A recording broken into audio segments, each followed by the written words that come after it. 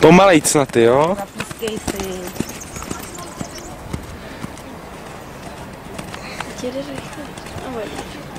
Ne, ať radši jde pomalejc.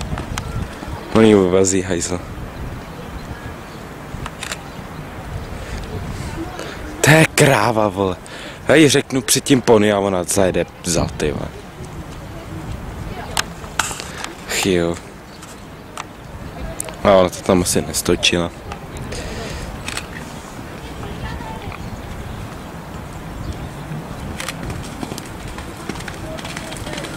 Mi říct, ať trochu přidá? Ne. Ti tak hezky pomalinku. No, teď už je to hezky.